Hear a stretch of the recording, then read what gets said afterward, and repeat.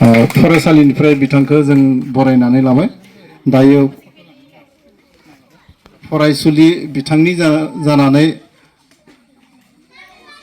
मान बिलाइखौ जोंनि गाहाय आलासिनिफ्राय आजावनो थाखाय आं खावलायबाय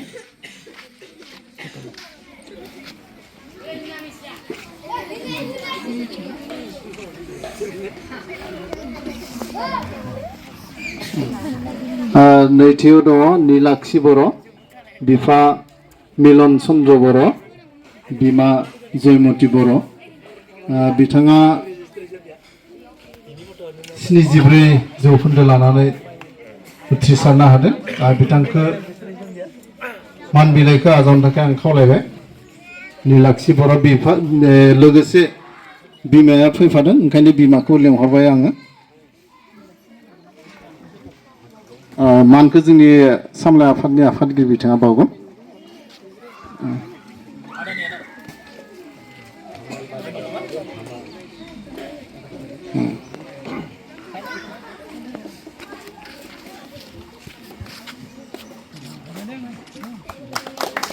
बिगोमा हिसाबै जोङो एकाडेमिनिफ्राय बिथां जयमती बर'खौ बरायबाय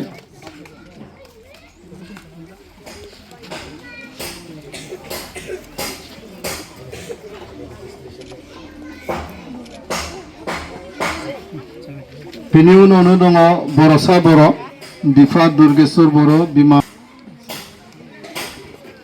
बिथांखौ मान बिलाइखौ आजावनो थाखाय आं खावलायबाय मानखौ बावगोन जोंनि सोद्रोमा बिथां बापुराम बर'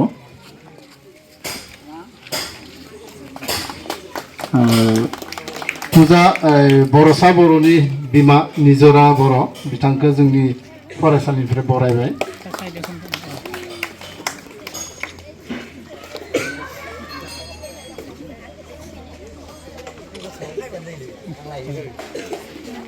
बेनि उनाव दं नबनीता बर' बिफा दिपेन बर' बिमा मीनाक्षी बर' बिथाङा 62.83 जौखोन्दो लानानै उथ्रिसारनो हादों बिथांखौबो मान बिलाइखौ आजावनो थाखाय आं खावलायबाय नोंसोरबो उथ्रिनांगोन मेट्रिकआव 90% लानानै ना बिथांनो मानखौ बावगोन हिमाश्री मुसाहारि मा क्लासाव फरायगासिनो लोगो फोरोंगिरिजों दायो 9 जादों बिमा मीनाक्षी बर' बिथांखौ जों मा क्लासाव फरायो एकाडेमिनिफ्राय बरायबाय 9 नोंसोरलाय मा क्लासाव फरायो बेनि उनाव दङ लस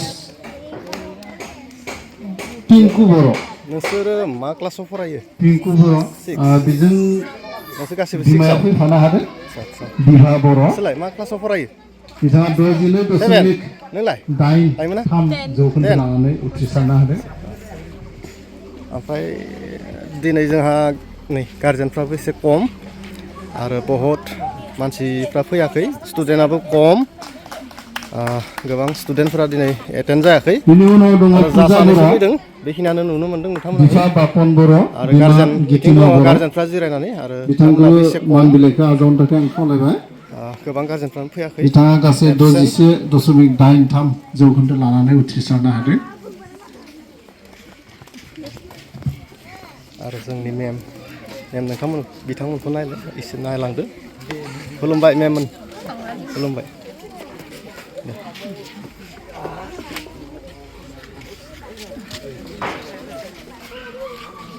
मेडाम खुलुमबाय बयनिसिमबो ना खुलुमनाय थाबाय बिमा गितिमा बर' बिथांखौ एकाडेमिनिफ्राय बरायबाय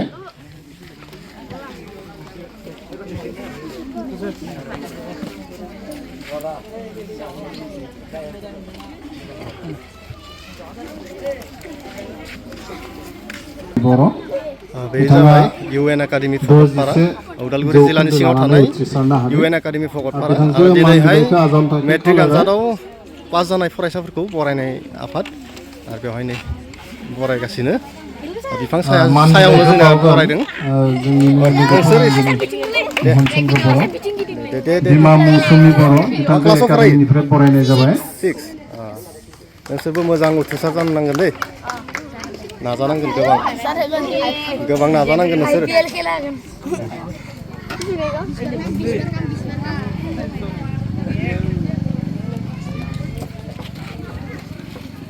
बेनि उनाव दङ पुर्निमा बर' बिफा गोमसार बर' बिमा मिरा बर' बिथांखौबो मान बिलाइखौ आजावथाइखौ खावलायबाय।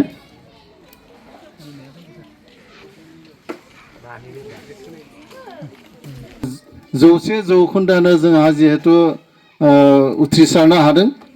दा बिथांमोना नैथि खोन्दोआवहा नैथि मासि आवग्रिनानै पास खालामदों। दा बिथांमोनखौबो लेंहरदोंमोनब्लाबो हयथ' माबा मोनसे असुबिदानि थाखाय बिथांमोना सफैनो हायाखिसै। थेवब्लाबो बिथां टिंकु बर'आ जोंनि गेजेराव सफैनो हादों। दा ओंखायनो बिथां टिंकु बर'खौ जों एकाडेमिनिफ्राय बरायगोन बिथांखौबो। बिथांनो जोङो साइटेसनखौसो होनाय जानाय नङा, खिन्थु मानखौ बावगोन जोङो।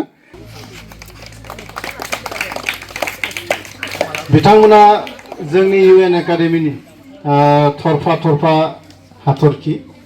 बिथांमोना अरायबो जोंनानै थाबाय थागोन। बिथांमोननि मुङा UN एकाडेमिनि अख्राङाव जोंबाय थागोन।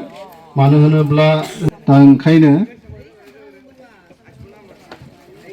जों गासैबो फरायसुला फरायसुलि बिथांमोनखौ बरायनाया UN एकाडेमिनि खामानि होननानै जों साननानै लानाय जायो।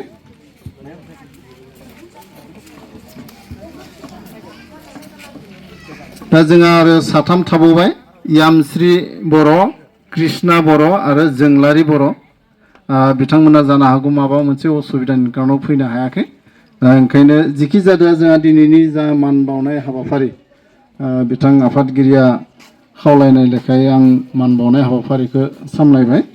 दा ओंखायनो मान बावनाय हाबाफारिखौ एसेयावनो फोजोबनाय जाबाय आरो बिथांखौ हाबाफारिखौ फिन मावफुंलांनो थाखाय आं खावलायनाय जाबाय।